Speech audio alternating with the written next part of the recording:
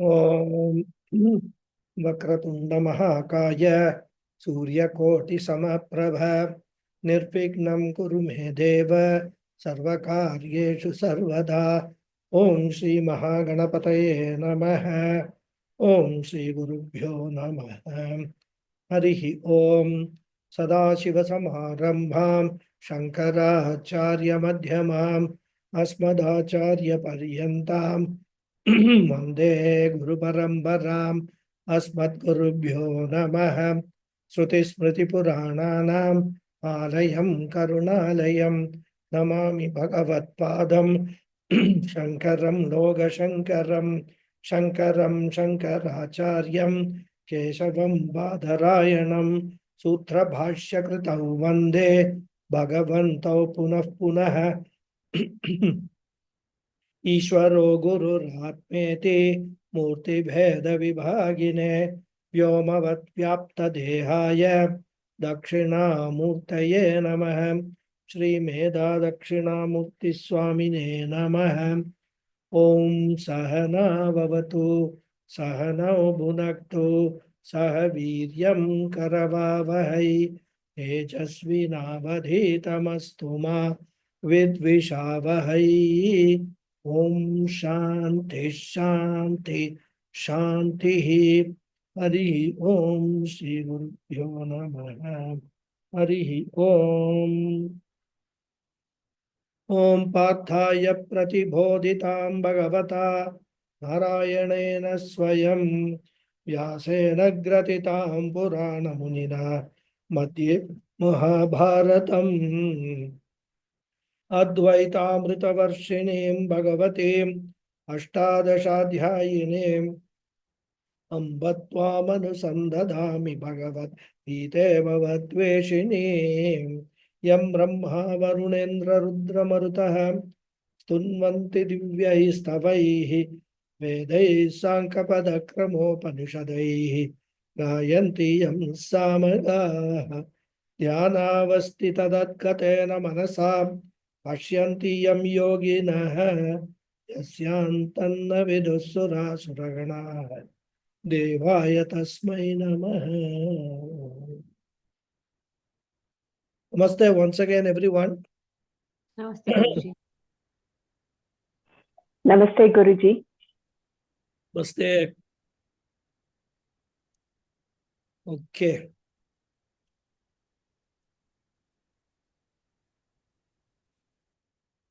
Kavim Puranam Manushasitaram Anoraniyan Samanusmaredyaha Sarvasya Dhataramachintya Rupam Aditya Varnam Tamasaf Parastat. So, in these verses, Krishna is elaborately discussing the topic of Prayana Kala Ishvara Smaranam, remembering God at the time of death. He talks about the method of that practice, the significance of that Smaranam, and also the benefit of that Ishvara Smaranam.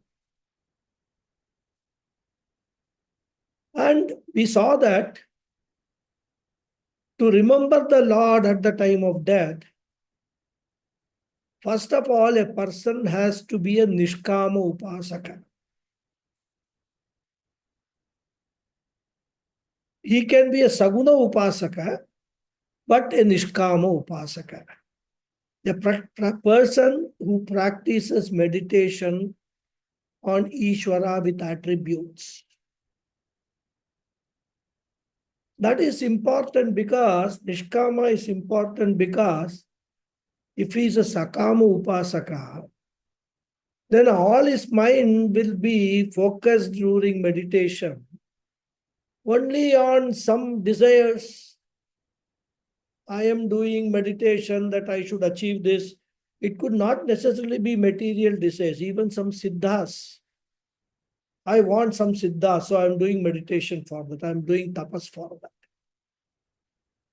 If that is the case, then at the time of death, he will not be remembering Bhagavan, but he will be remembering only those siddhams, whatever siddhas he is praying for. So Saguna Upasaka is not a problem, but Nishkama Upasaka is the condition.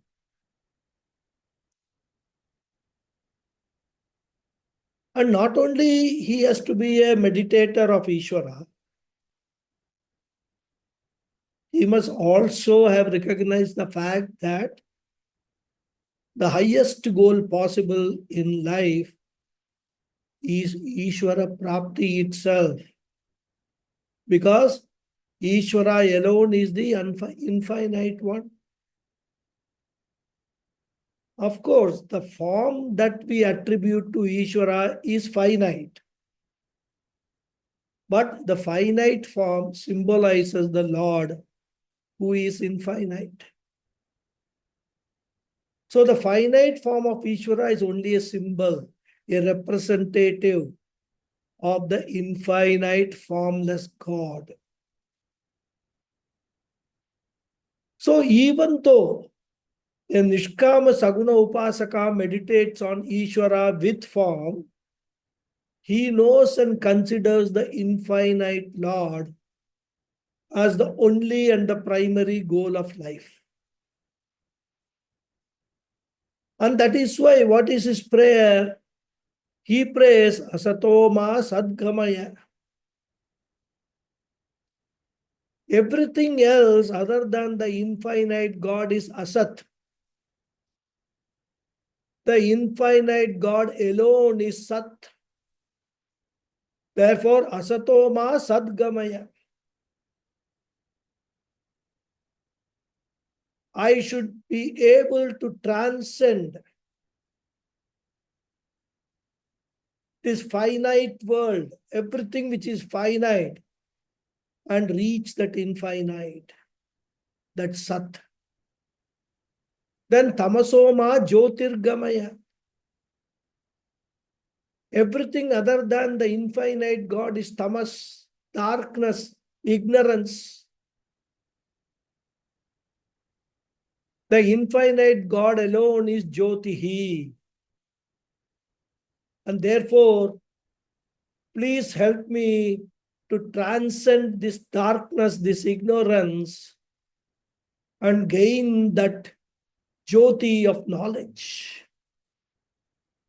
Knowledge of the infinite God. And Mrityorma Amritangamaya. Everything other than the infinite God is Mrityuhu, mortality, limited. The infinite God alone represents immortality, limitlessness. So help me to reach that goal of limitlessness, that goal of immortality, which is the embodiment of the infinite Bhagawad. This is his prayer. So, the Saguna Ishvara is only a pratika of Nirguna Ishvara.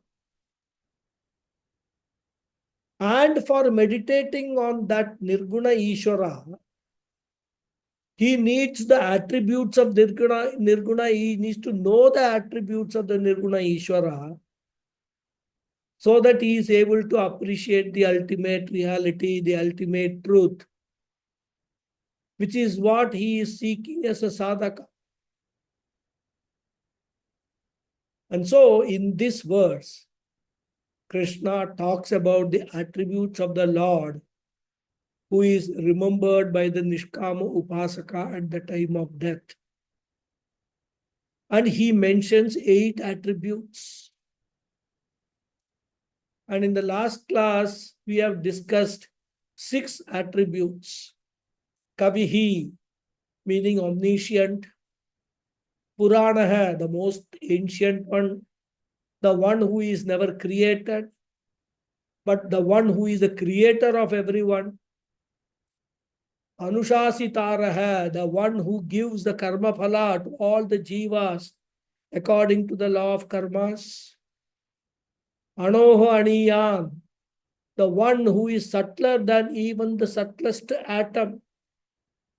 Which means what? The one who is not available for any sense organ or any sensory perception. Then sarvasya dhataraha, the one who is the substratum, support of the entire creation, being the very cause of creation. And achintya rupaha, the one who is incomprehensible, the one who is beyond our thoughts, the one who cannot be objectified by the mind. All this we saw in the last class. Now the next one is Aditya Varnam, the one who is bright like the sun, the one who is the illuminator of everything like the sun. In fact, Kathopanishad mantra says, Suryo yata sarvalogasya chakshuhu na lipyate chakshurair bahya doshaihi ekastata sarvabhutantaratma na lipyate loga dukkheda bahya. Just as one sun illumines everything, God is that one consciousness because of which we are conscious of everything else. And therefore, Aditya Varnam is Swayam Prakasha Chaitanya Rupa, the one who is all illumining consciousness. And then the last one, Tamasah Parasta, which is unaffected by even darkness. And this is the difference between the sunlight and the Atma Jyotihi. What is the difference between Surya Jyotihi and Atma Jyotihi? The sunlight can illumine everything except one thing. It cannot illumine darkness. Isn't it? Because when sunlight is there, darkness cannot be there. So sunlight cannot illumine the darkness. Swami Chinmayananda narrates a very nice story. Of course, it's a story, take it as a story only.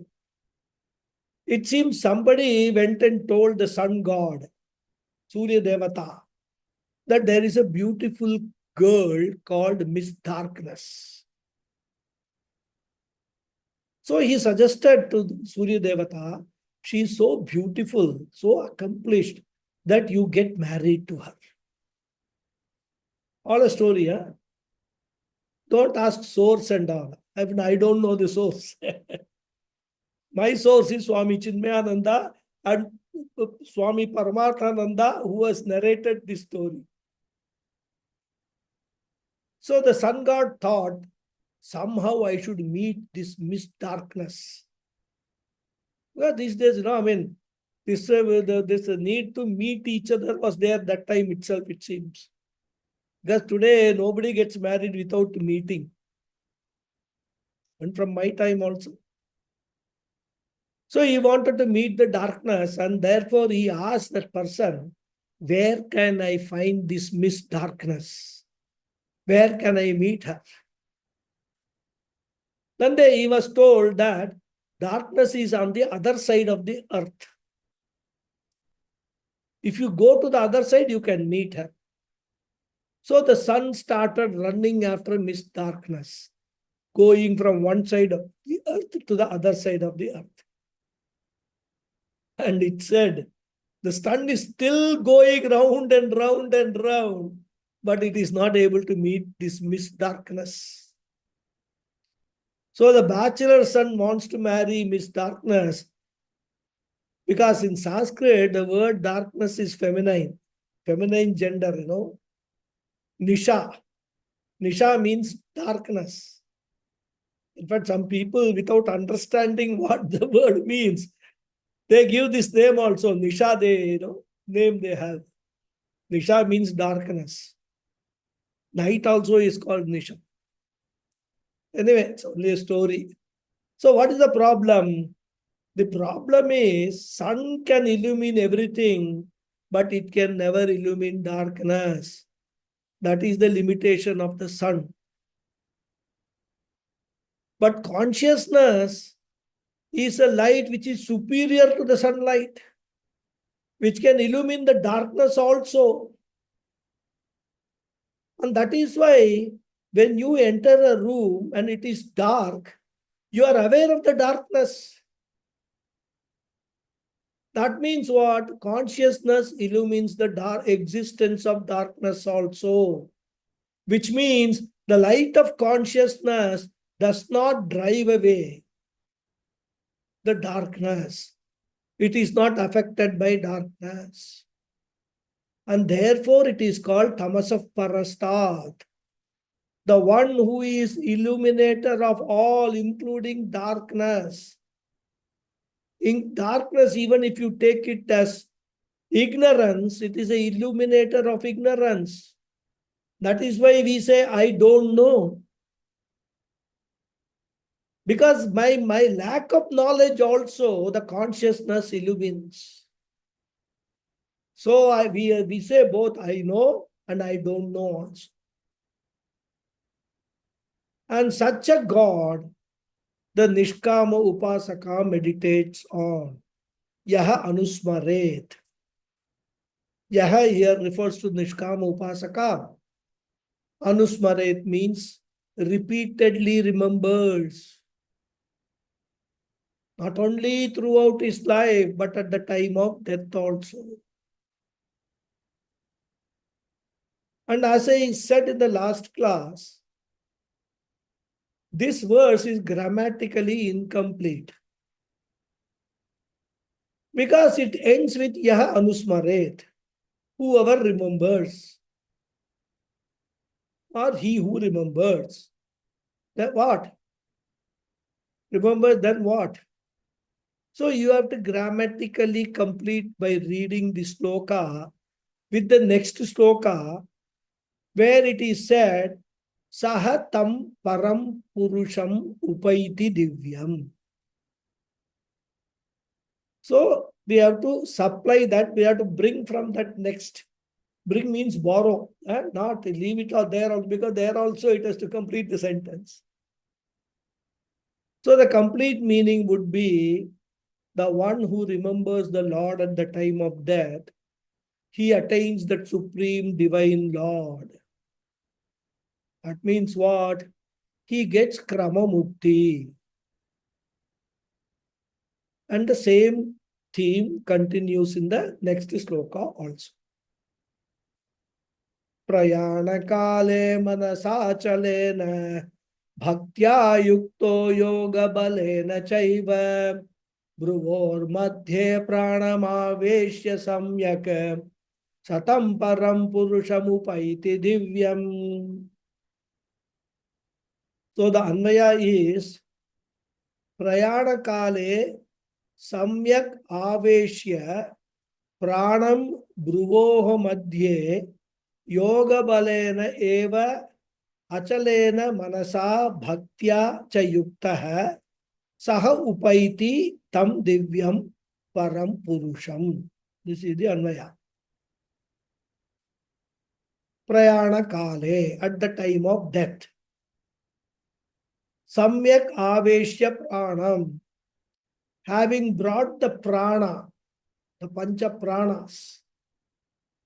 Bruvoha madhye, between the eyebrows. Yoga balena eva, by the power of yoga. Achalena manasa, with an undisturbed mind. Bhaktya cha yukta hai, endowed with devotion. Saha upaiti, one attains. Tam divyam, that divine. Param purusham, supreme Lord. So at the time of death, having properly brought the prana between the eyebrows by the power of yoga, with an undistracted mind endowed with devotion, one attains that divine supreme Lord. So here again, Krishna talks about Nishkama Upasaka, remembering God at the time of death. So, what are all the things he practices or he should practice when prayana kale, at the time of death? So what does he do? We'll see the second line. Bruvoha madhya pranam aveshya. So prana means what? The very life principle, the pancha prana. He withdraws it from every faculty of the body. And he has to bring the prana to Hridayam. And from Hridayam, he has to direct the prana through a specific nadi called the Sushumna nadi.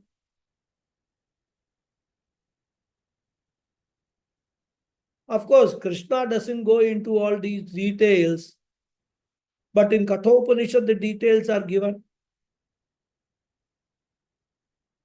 Shatam chaika cha hridayasya nadhyah tasam murdhanam bhinisritaika tayordhva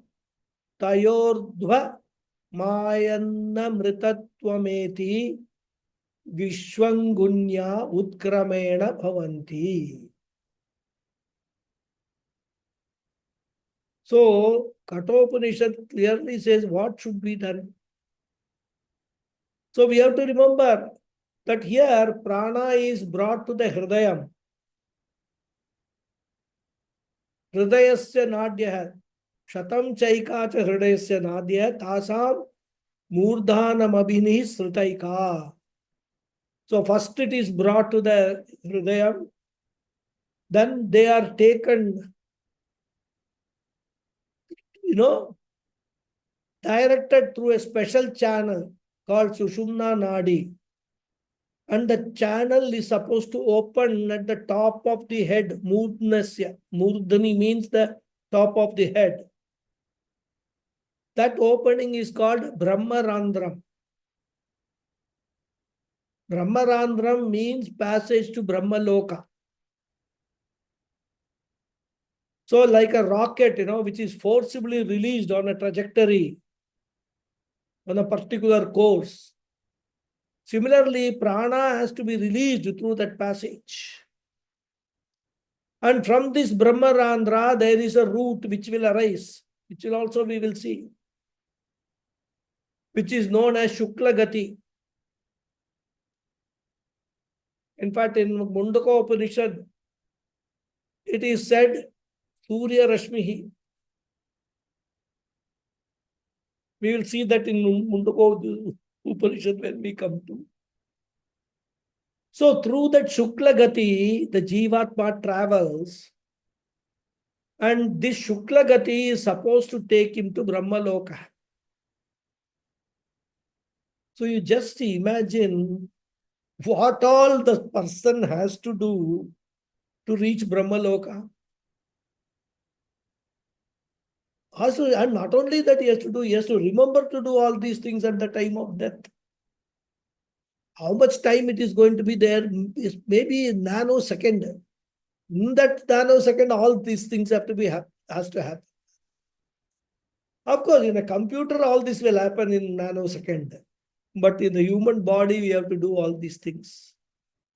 And therefore, for all these things, he has to prepare throughout his life. And therefore, pranam aveshya bruvor madhye.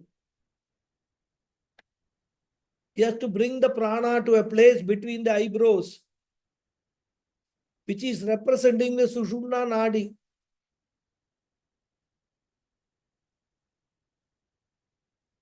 Because it is supposed to travel through the middle of the head, directly behind the Brudesha. Because this Sushupna Nada, I don't know exact anatomical this thing. It is supposed to connect the middle of the head, when children are born, there is a place which is very soft on the top of the head. You must have all known. And we say that that place needs to be protected till it becomes hard, So there is a soft area in the place. And that is the place through which the prana goes. Prana here we have to understand means the all Sukshma Shariram with Karana Shariram and the Jivatma. They all travel to Brahma Loka through that place.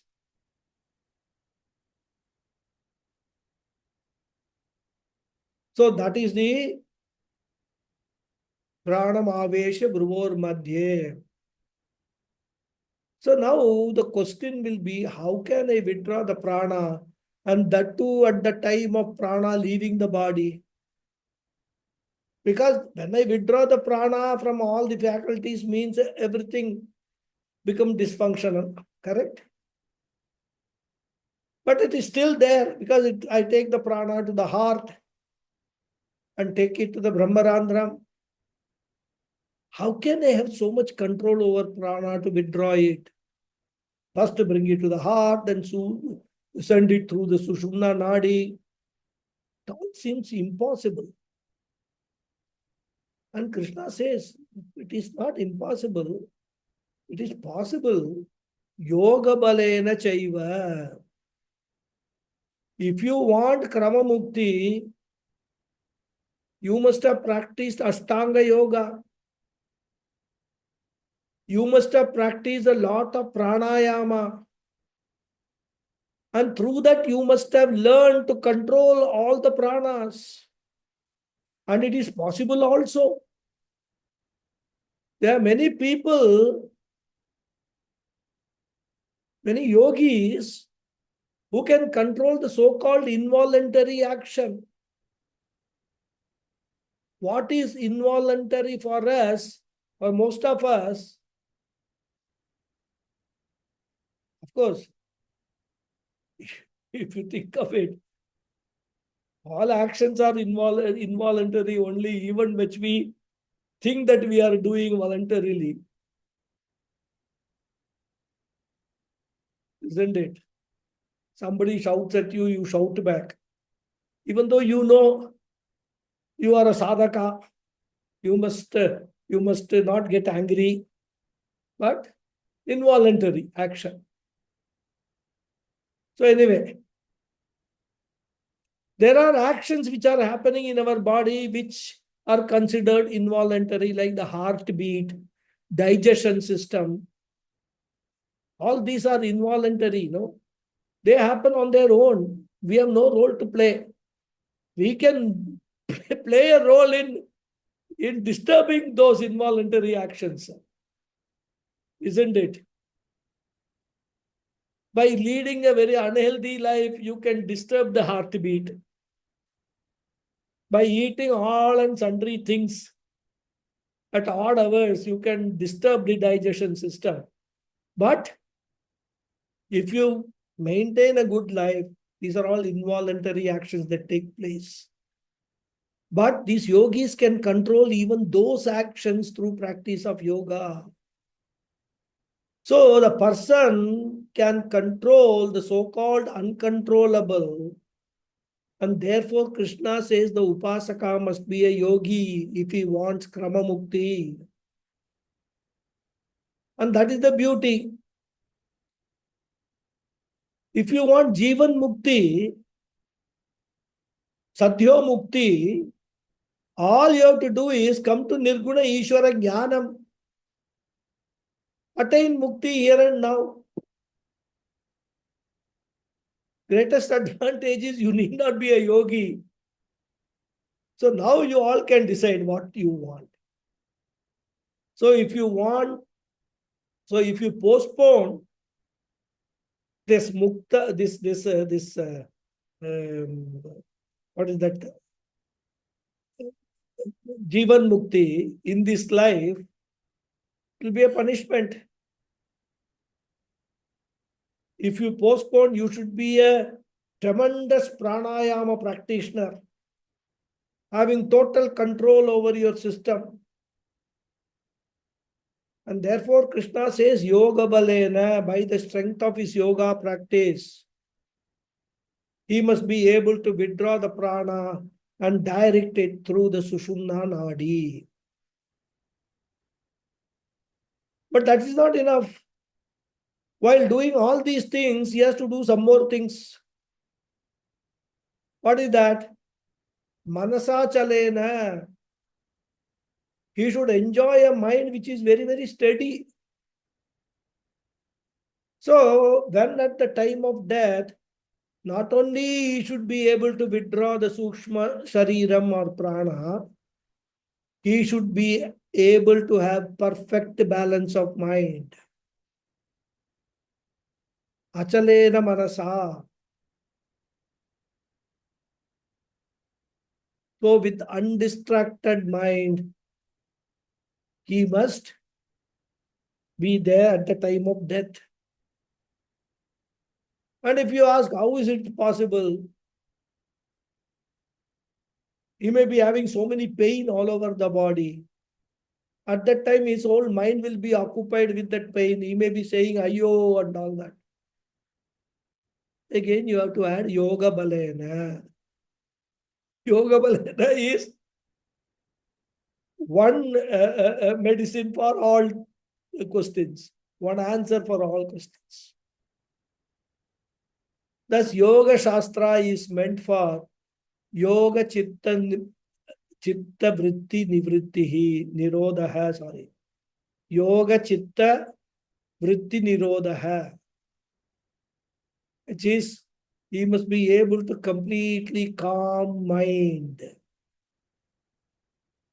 disciplining the mind through the mind, the thoughts through yoga. So the Nishkama Upasaka steadies the mind also.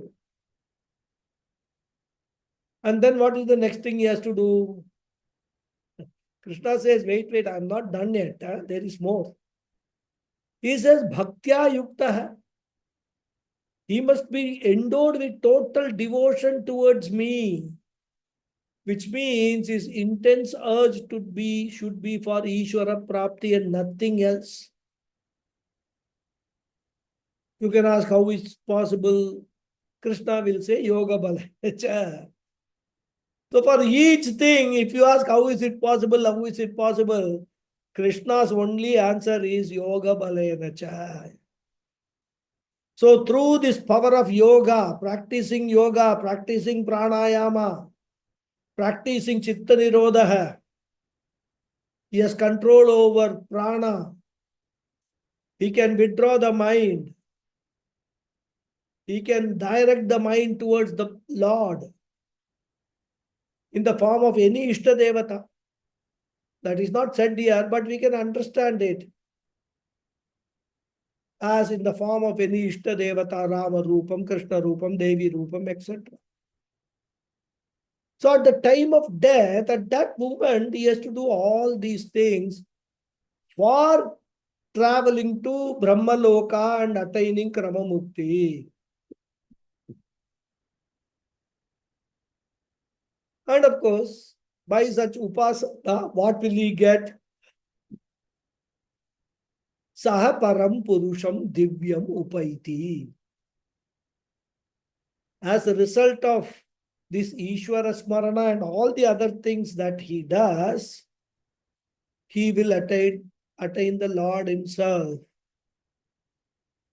What type of Lord? Param Purusham Divyam. We have seen the meaning of the word Purusha before. The one who indwells in everyone. The one who fills up the whole creation. Puryate sarvam iti purusha. Such a Lord, who is Param, the one who is the highest. Desha Kala Vastu Parichedah. Shunyam. Sorry. Desha Kala Vastu Paricheda Shunyam. And you should not split Shunyam, because if it is Shunyam, means the Lord will become Shunyam. Paricheda Shunyam is the word we have to use. So the one who is limitless, and Divyam, the one who is Swam Prakasha, Swayam Prakasha Chaitanyam, the one who is of the nature of consciousness. Such a Lord he will attain. How? Through Krama Mukti, not directly. He will go to Brahmaloka, attend Brahmaji's classes regularly. He will not be able to listen to those classes again, because Brahmaji is not going to record the classes and circulate it in WhatsApp. So he has to be very careful to not only attend all classes, he has to take notes. All that he has to do, and then gain that knowledge and then attain moksha. This is what Krishna wants to convey. Krishna continues. Yadaksharam veda vido vadanti vishanti yadyatayo vitaragaha yadichanto brahmacharyam charanti tatte padam sangrahena pravakshe.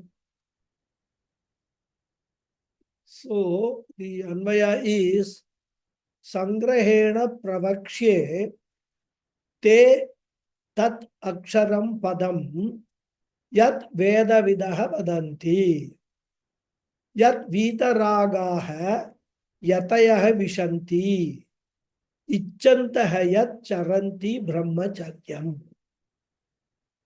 Again, is defining, what kind of Upasaka should be there. Who are those kind of people? Sangrahena Pravakshe means I shall briefly declare te to you. Tat Aksharam Padam, that imperishable goal. Yat Veda Vidaha Vadanti, which the knower of Vedas speak about. Yat Vitaragaha Yatayaha, which the dispassionate sannyasis Vishanti attain. Ichantaha Yat, and desiring which Charanti Brahmacharyam, they live a life of Brahmacharya.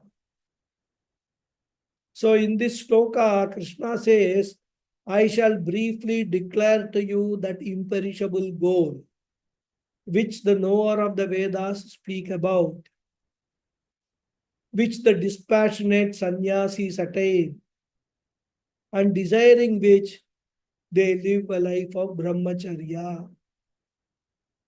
So all these, additional conditions are there if you want to attain that imperishable goal. Vairagyam, all sadhana chatushtaya sampatti is necessary. So another way to look at this sloka is here, Krishna is talking about the glory of the Lord. And by talking about the glory, he is also highlighting what are all things are required, additional things are required to reach that Lord. So, yad aksharam padam veda vidaha vadanti. So, this destination, that is God, all the Veda vidaha, the learners of Veda, the expert in scriptures, who call it as aksharam. imperishable, absolute reality. So those people who are very well versed in the Vedas, they call this padam, this destination, this goal as Aksharam.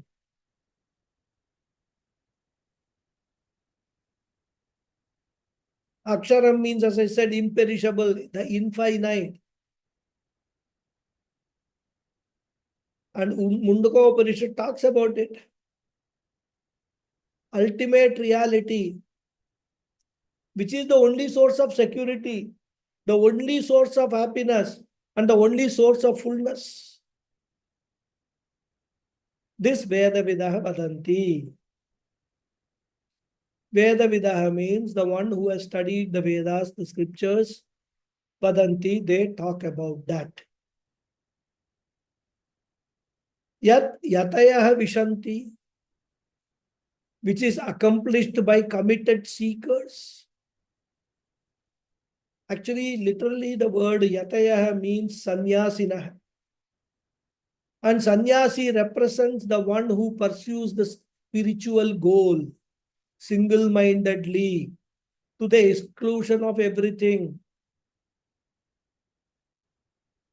Sannyasa always represents priority for spirituality. It represents vairagyam. And whoever represents or gives top priority to spiritual goal, he or she is a sannyasi. Need not necessarily be an external sannyasi. We are not talking about that. What we are talking about is people's priority. So if your priority in your life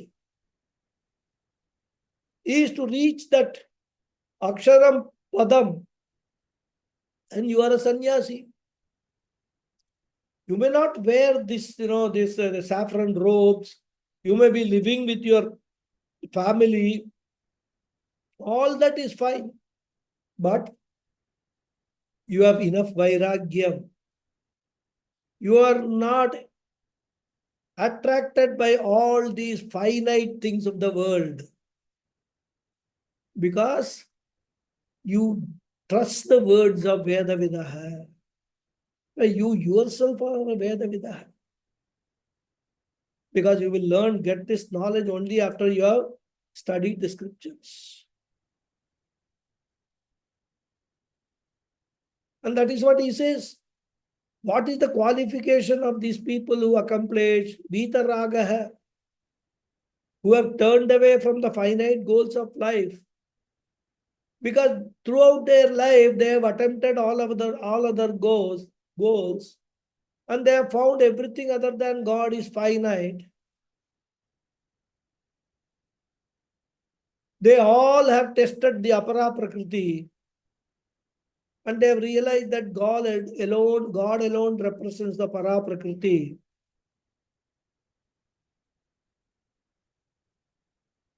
Everything in the creation you can handle, you can use, you can be nearby, except expecting emotional security from that. If you want security, that Aksharam alone can give. And therefore, these people who have understood the limitation have turned away from the finite and turned towards the infinite one. And yat icchantaha brahmacharyam charanti. Desiring the spiritual goal alone, the seekers follow the life of brahmacharyam. In this context, the word brahmacharyam should be understood as the committed study of scriptures. Gurukula Vasa Lakshanam Brahmacharyam. Because Vedas have also got a name Brahma. And Charyam means dwelling in the scriptures. Because the scriptures alone help us in discovering that reality that is the nature of Brahma.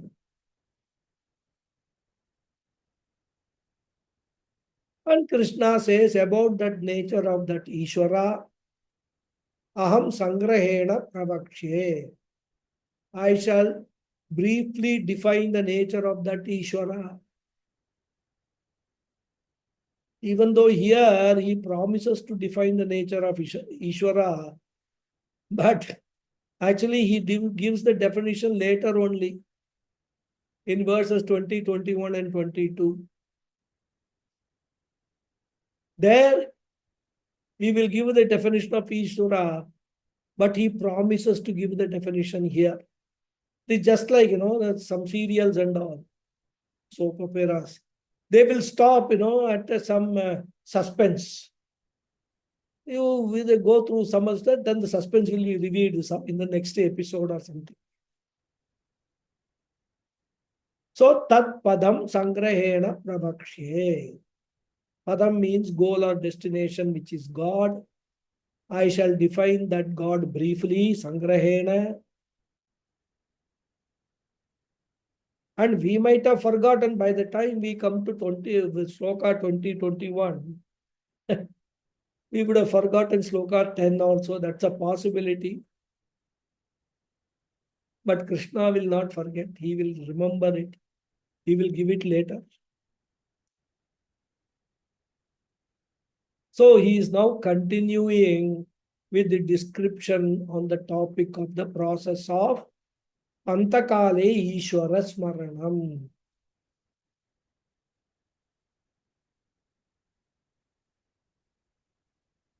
So we have already talked about how the pranas have to be withdrawn to the heart and taken to the Sushumna Nadi and all that.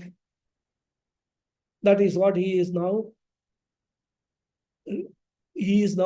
saying in this sloka. Sarvadvarani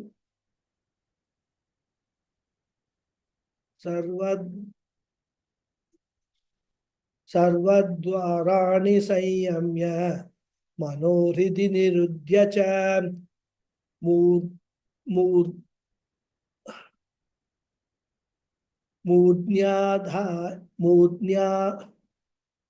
Dhayatmana Pranam Astito Yoga Dharanam. Mistake is there in typing. Anyhow, doesn't matter. I'll give you the Anvaya. Sanyamya Sarvadvarani Nirudhya Manaha Hridicha Adhaya Atmanaha Pranam Murdhnim Astitaha Yoga Dharanam. Yes. Sanyamya, having restrained. Sarvadvarani, all the sense organs. Nirudhya, having confined. Manaha, the mind. Hridi, to the heart. Cha adhaya, and having fixed. Atmana pranam, one's prana. Murdhnim, on the top of the head. Astitaha, one should take to yoga dharanam, yogic concentration. So he is now giving the next step. Earlier he said you take it to that Brahmarandham, then that will go.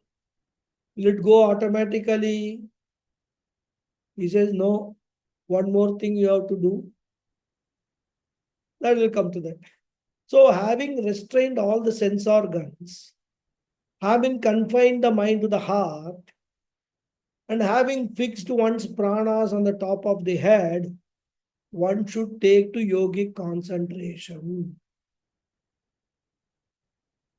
Yogic concentration is samadhi.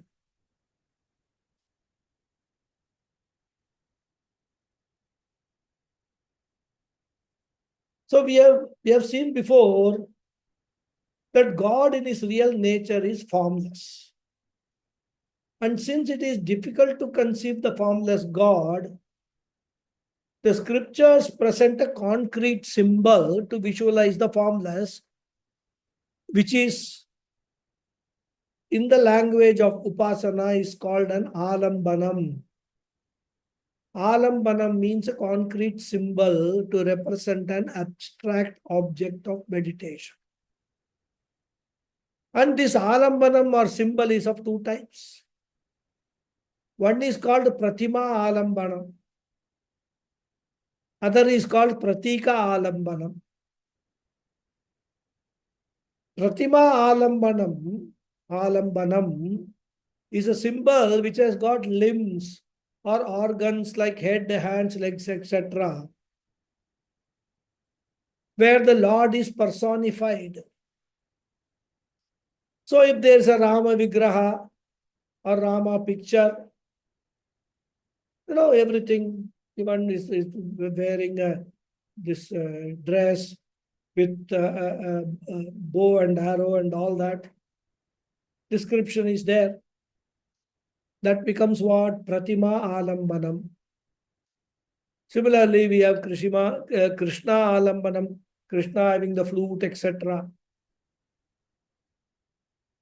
Because such description are also there in the stotrams, The purpose of that in the Dhyana Shloka is for you to visualize that Lord, that Pratima Alambanam as a Pratima.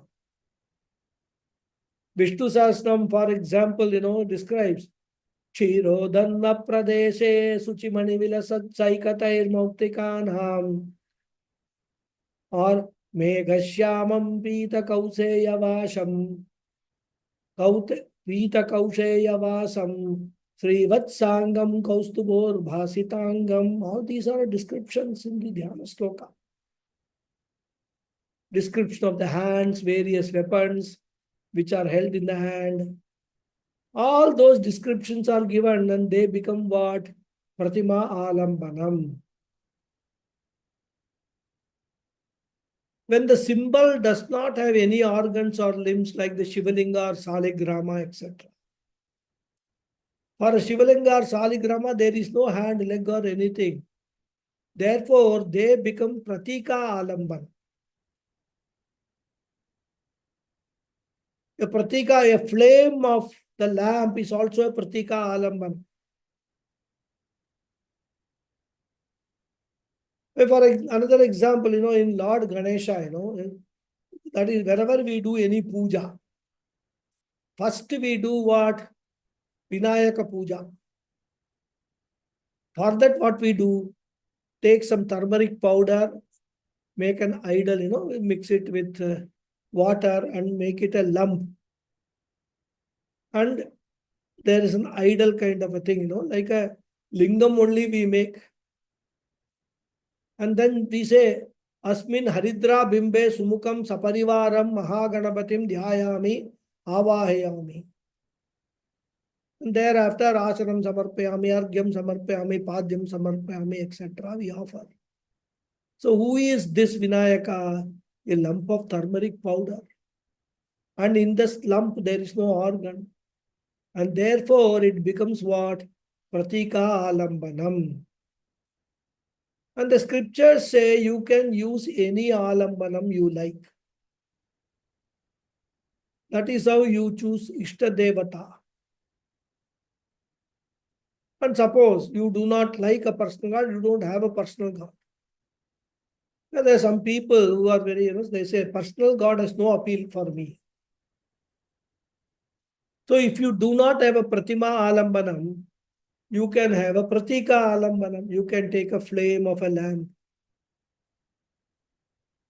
And one such important Alambanam or symbol given by the scriptures is Omkara Alambanam. Omkara is an Alambanam given by the scriptures themselves. If you have no other Alambanam, Omkara Alambanam you can use.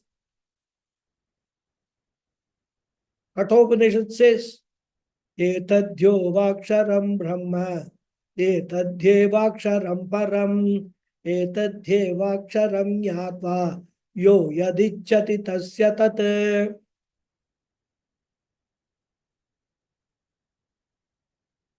Then etadalambanam sreshtam etad alambanam param etam alambanam yatva brahmaloke mahiyate. Thus, Omkara is an alambanam and when you visualize God in Omkara, it is called Omkara Upasana. And Omkara Upasana is a meditation in which I invoke the Lord in Om. Not visualize Om, but in the sound Om, Ekakshara. And it is considered to be a very well known Upasana. Therefore, in every Upanishad, almost in every Upanishad, Omkara Upasana is talked about. We saw two mantras from Kathopanishad. Omkara Upasana is talked about. In Mundaka Upanishad also.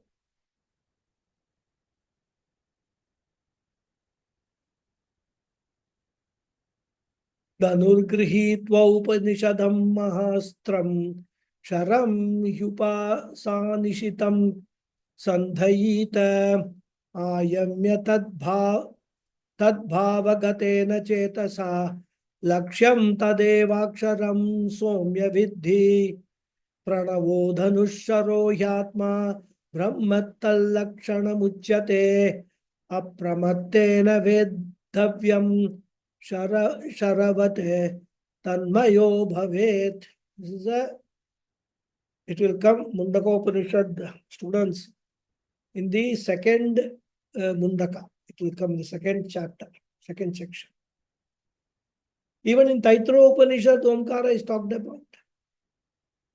And since Omkara Upasana is very popular in scriptures, Krishna also borrows Omkara Upasana and talks about that in these two verses, 12 and 13.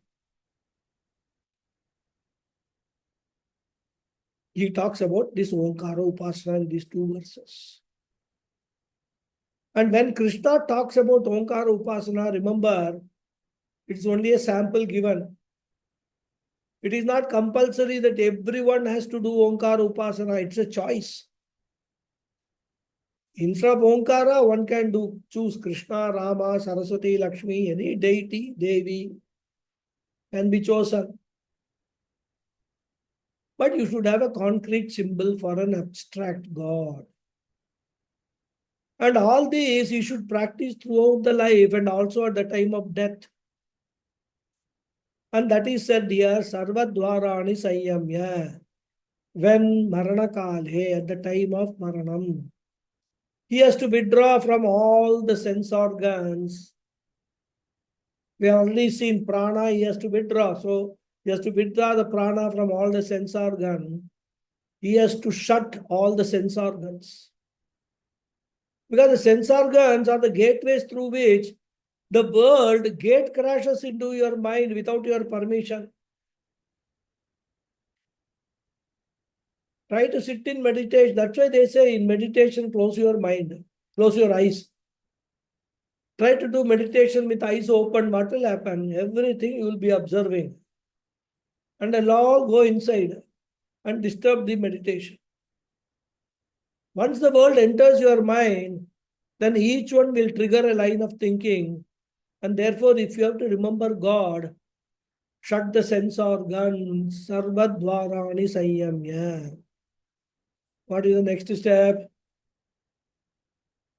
Mana hridi nirudhya. Hridihi. Bring the mind to your heart in which the Lord is visualized. In fact, Shankaracharya in a prayer verse known as Shiva Shankara Ashtakam, he prays to the Lord himself. Ati bhishana katu bhashana yamakinkara patali Kritatadana paripidana marana gata samaye Umaya saha mama chetasi yamashasana nivasan Shiva Shankara harame haraduritam. Very simple, beautiful verse. Know a little bit of Sanskrit, you will understand.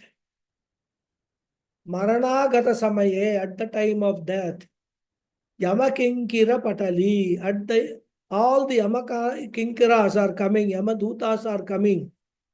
I'll take 1 or 2 minutes to complete this and stop. And how they speak and behave, Ati Bhishana Katu Bhashana.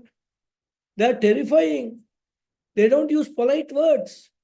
They don't inquire politely. They threaten me, criticize me for wasting my time, making lot of noises. They come.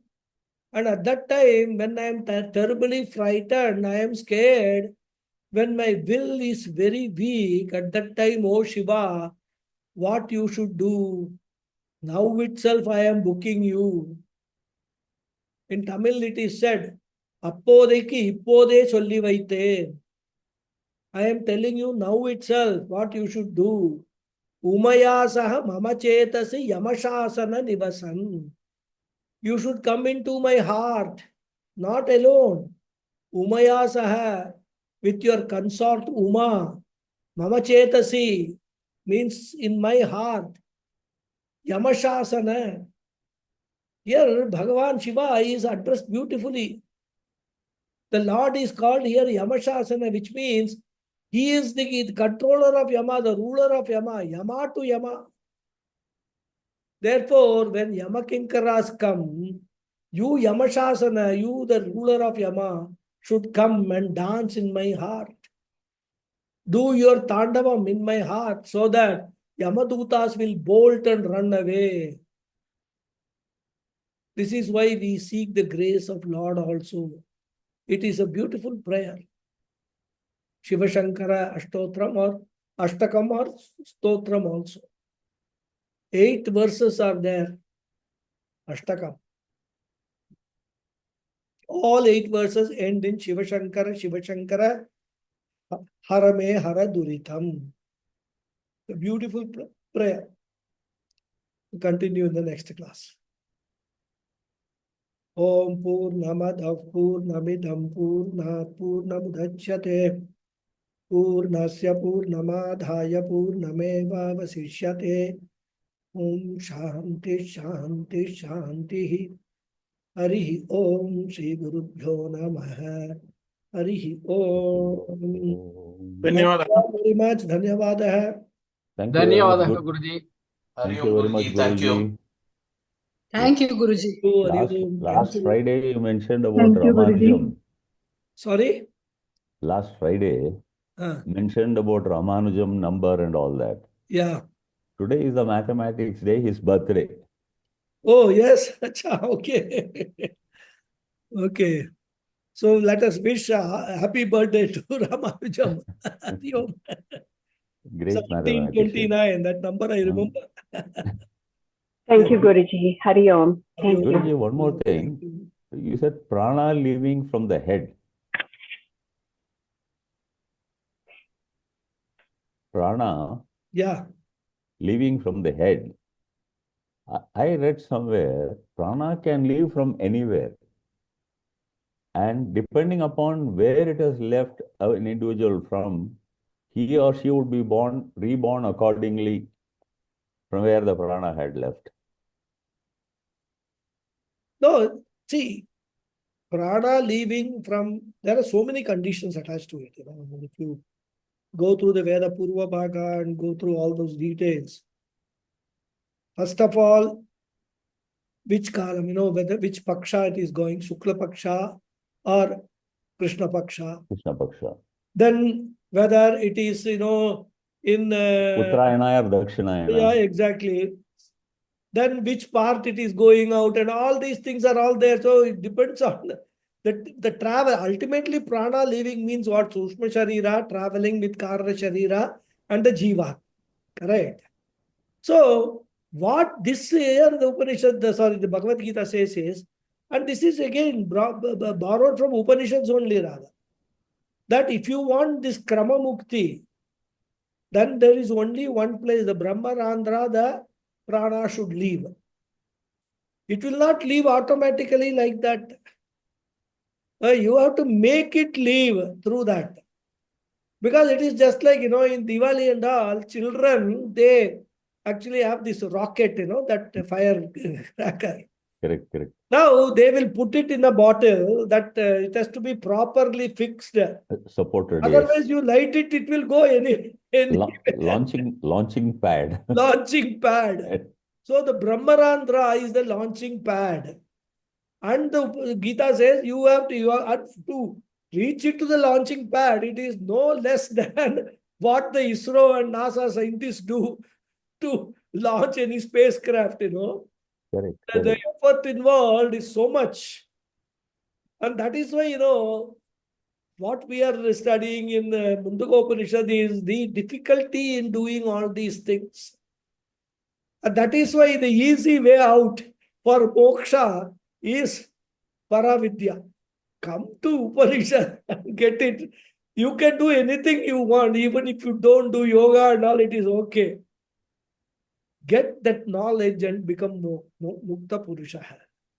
So the same Upanishad gives you both the options. So that is the whole purpose of it. So you are right. I mean, the scriptures talk about all these things. What will happen if it goes out of through the eyes? Correct. What will happen if the prana goes through our, below the hip? And so many things are there, But at last, prana has to go through one of the Navadvarams. Yes.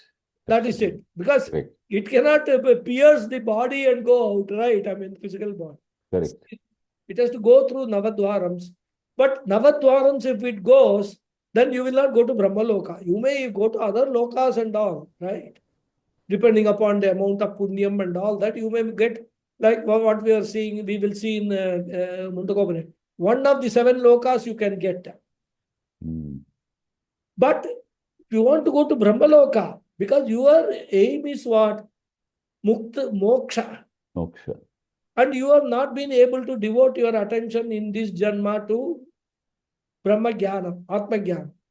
So this is an alternate route. We'll give you one more route. Do all these things. Take the prana right up to the Brahmarandram and let it go from there. Fire it from there. And for that conditions in this sloka, we saw concentration of the mind. So a concentration of the mind becomes a very important thing at the time of death. And that is why, if you have, that's why Krishna is coming to that. In the next sloka, he will come to Omkara Upasana. Now, Omkara Upasana is the easiest Upasana you can do. But you need not visualize anything. In fact, Omkara Upasana, you just have to assume that you are hearing the sound of Om in your ears and repeat that.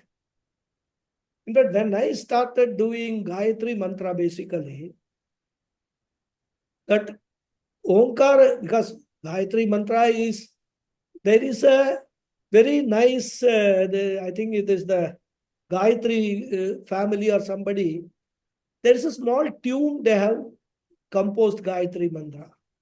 Om Bhur Bhuvassuvaha Tatsavitur Varenyam Bhargo Devasya Dhimahi Diyo Yona Prachodayat. So, what happens? You are not supposed to chant Gayatri with the tune, right? Gayatri has to be chanted as a mantra with the swaras. But initial stages, when you start the Gayatri Japa, then this tune helps you. Because the tune you can recall in your mind. And then you repeat behind the tune. But after some time, the tune will go away and Gayatri Mantra, Upasana will remain. So these are all some small tricks, to develop concentration of the mind. Krishna gives those tips for Arjuna and through Arjuna to all of us rather. Also, I believe which dwara the prana leaves, the rebirth will depend upon that, it seems. Yes, I mean, again, the rebirth, as they say, rebirth is decided at the time of death itself. Okay. Because rebirth is not something to be left, because what you are going to be born is already known to Bhagavan. Correct. Because all your karma account is there Yes. at the time of death has come. Now all pluses, minuses, your whole balance sheet is before Bhagavan. So he will see, immediately calculate. Oh, based upon all these things, this is the birth that this fellow has to take. Next birth is a human birth, animal birth, plant birth, or whatever it is. Mosquito birth. So accordingly, that prana will leave from that particular dwara. Of course, it's not in so many details, but Kathopanishad talks about this. Whenever we study Kathopanishad, we will see all these things. That how at the time of death itself, this, this is determined what is going to be the next birth. The next birth may not happen immediately. It doesn't mean that from here you go and next birth happens. But whenever the next birth happens, that will be that birth which is You are put in a queue. You are put in a queue, yes, because the karmas are there. Based on karmas, your next birth can be determined. But the karmas have to fructify. Each karma has got a period of incubation period. So that incubation period, the karma has to complete. Then only it can give effect. So even though the waiting list you are put, and you know that you are going to travel by this train, you are going to reach this destination, your queue will move and then you will get that destination. So all these things are there. I mean, scriptures are so deep, you go deep into it, you'll go on learning more and more. When Madhadhipatis attain Siddhi, they say that they open the Kapala. And Open the Kapala, that yeah. And so that the prana leaves from there. there. Correct. Is that that also, Siddhi is what? The same what Krishna is talking about here. They say they break coconut on the head. Yes. They break coconut, and not only that, they say, of course, I've heard, never seen. When the prana leaves, that they leaves a hole in the head. There'll be a blood, I believe. Yeah. So there will be blood and all. What is Siddhi? Siddhi is an accomplishment. An accomplishment which is extraordinary, which is not possible for all human beings, and which requires a lot of tapas in the form of all these upasanas and meditation, everything. So those Mathathipatis who have actually done all these things, Mathathipati is only a sort of for them, it is a position, it's like a, de facto position rather. Their main aim is to attain that Siddhi and then go to Brahmaloka, or attain that Siddhi and then, gain moksha. Of course, for moksha, you don't need Siddhi at all. Moksha, you require only knowledge. So if the Siddhi they are focusing on, that means they are focusing on Krama Mukti. They want to go to Brahmaloka, and Acharya like Swami Dayananda Saraswati or Swami Paramathananda or Raghu Ganapathy are not good enough for them. They want direct Brahmaloka only. Brahmaji only as a teacher, rather. So they say, we don't want all these acharyas here on the earth. So they could be many of them could be anacharyas also. We will directly go to Brahma and then learn from him. Then we'll get moksha. So that people also is possible. Good, interesting. Thank you very much, Guruji. Yeah, Namaskaram. thank you. Thank you. Thank you, Guruji. Thank you. Yes. Thank you, Guruji. Thank you. Yeah. Namaskara, Guruji. Namaskara. Yeah, Guruji, this God has given prayana kale sadhana, like you bring the prana in between the eyebrows and chant Omkara. So this is, he is telling it is for the moksha, or it is for the, I mean, is he describing it is for the specific path, or it is for moksha ultimately? It is for ultimately moksha, but not direct moksha in this life. Achha. It is moksha means krama mukti, the alternative route to moksha, which is you go to Brahmaloka And in Brahmaloka, learn all Upanishads and Brahma Sutra, etc. from Brahmaji himself, and then become a jnani and then gain moksha. So that route, all Then we go. route is Okay, teaching. okay, okay. Yeah. I have one more question, little different. Like we use the word self-realization. So is it a two-step process in the sense that first we have to undo that, we have to understand that I am not the body, mind, and complex, and I am the Atma. That is first step. And then second is it second that Aham Brahmasmi will come after that? Is it like that? No. There is no two steps involved. It is only you have to understand it. When knowledge comes, ignorance goes. Yeah. There are no two steps, isn't it? Today, So you they are not two know steps. what is Yeah. 2 and 2. No, but why I thought is like Atma, we say it is a reflection of Brahman. Yes. So it is not Brahman, it is a reflection of Brahman. So first we have to realize that I am the Atma. Then next, Brahman is beyond that. So, okay, you tell us. Yeah. Brahman is not, this is not, you must not conceive that there is a travel involved and all that. I've been repeating it again and again. It is only the knowledge. Travel is between ignorance and knowledge. The moment you realize, you understand that I am Brahman. My Atma is only a reflection of that Brahma. At individual level, I call it Atma. At the total level, I call it Brahman. It is one and the same thing. Achha. I am the cause. Brahman is my creator. So that all aspects of Brahman that inheres in me. All along, I was under the ignorance that my body, mind, sense complex is myself. I had taken the word Atma means what? Self, me. Is Atma. Simple word of the word Atma means myself. So all along, I have been taking body, mind, sense complex as myself. Now going through all these Upanishads and all that, I have now understand that I am not this body, mind, sense complex. I am actually consciousness. Yes. And I not only gain this knowledge, where the moment you gain the knowledge, that ignorance is gone. Yes. It is not two step. First knowledge, first ignorance goes. And No, that is first. Yeah, that is one step. No. Yeah, When that is knowledge one. comes, ignorance goes. Single step. Yeah. The next step is you have to abide in that knowledge. That is the second step. Merely intellectually knowing I am Brahmasmi, I am consciousness is not enough.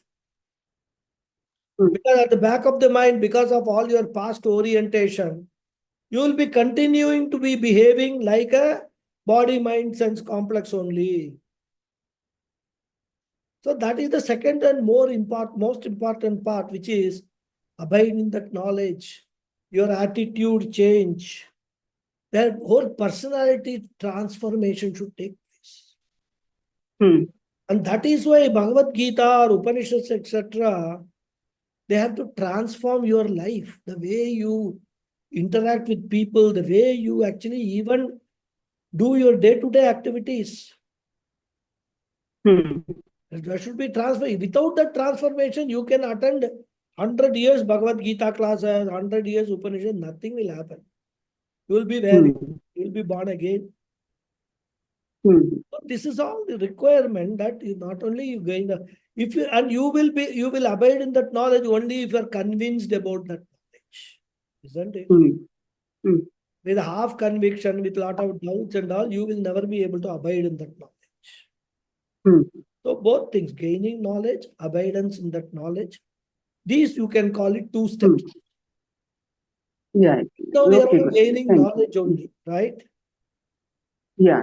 We have to simultaneously is abidance also. Yes.